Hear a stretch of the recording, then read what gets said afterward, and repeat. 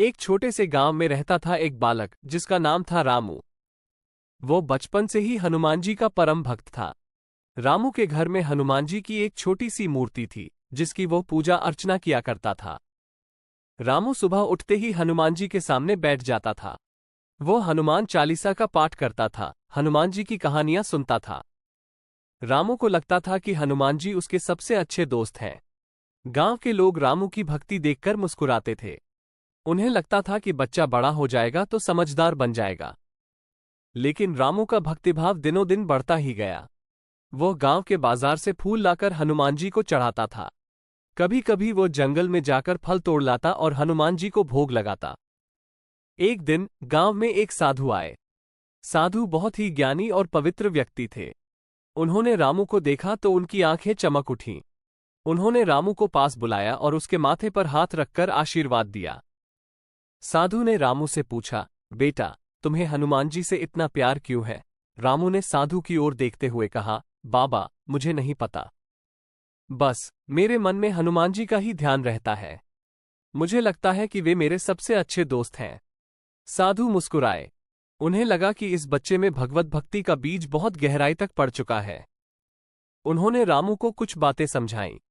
उन्होंने बताया कि हनुमान जी सिर्फ मूर्ति नहीं है, बल्कि वे हमारे अंदर भी रहते हैं। हमें बस उन्हें ढूंढना होता है। साधु की बातें सुनकर रामू का मन और भी शांत हो गया। वो और भी ज्यादा हनुमान जी की आराधना करने लगा। वो अब सिर्फ मूर्ति की पूजा नहीं करता था, बल्कि अपने मन में भी हनुमान जी को ढूंढने लगा। एक दिन रामू के पिता ने उसे बाजार जाने को कहा। रास्ते में उसे एक छोटा सा पक्षी दिखाई दिया। पक्षी का पैर फंस गया था। रामू ने पक्षी को देखा और उसे छुड़ाया। पक्षी मुक्त होकर उड़ गया। जब रामू घर आया तो उसने अपने पिता को पूरी बात बताई। पिता ने उसे प्यार से कहा, बेटा, तुमने बहुत अच्छा किया। हनुमान जी तुम्हारे साथ हैं। रामू के मन में खुशी की लहर दौड़ गई। उसे लगा कि हनुमान जी ने उसकी मदद की है। इसी तरह रामू दिन रात हनुमान जी की भक्ति में लीन रहा। वो हर जीव में हनुमान जी को देखने लगा। वो किसी को दुख नहीं पहुंचाता था और हमेशा दूसरों की मदद करता था। एक दिन रामू को एक सपना आया।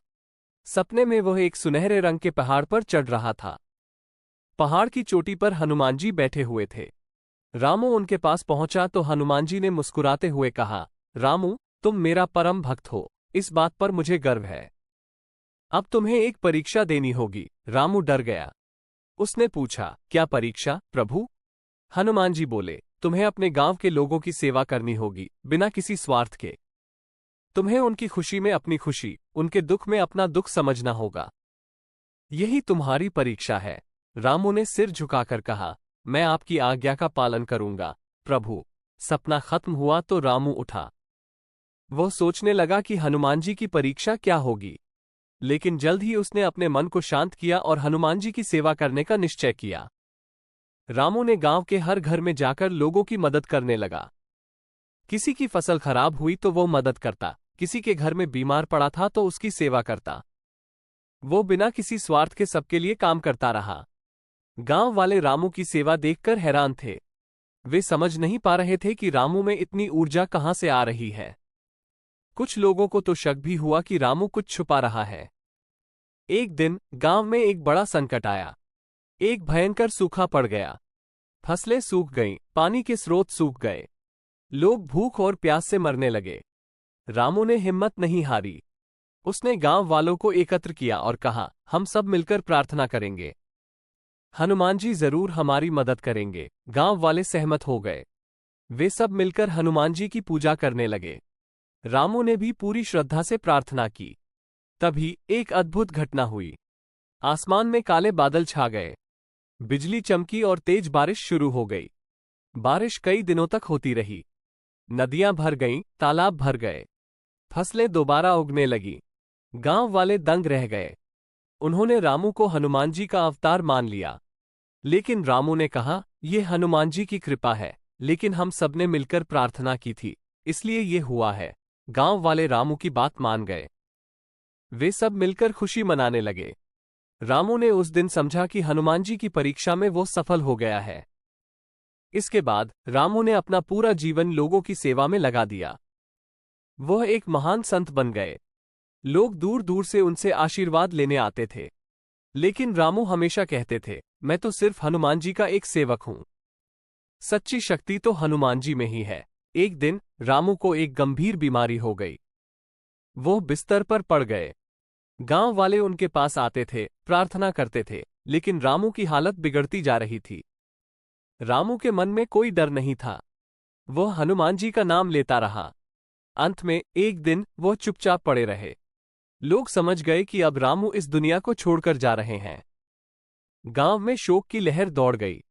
लोग रोने लगे। लेकिन रामू का चेहरा शांत था। उसके चेहरे पर एक मुस्कान थी। तभी एक अद्भुत घटना हुई। रामू के शरीर से एक तेज प्रकाश निकला। वो प्रकाश इतना तेज था कि लोगों की आंखें चकाचौंध हो गईं। प्रकाश धीरे धीरे हनुमान जी के रूप में बदल गया।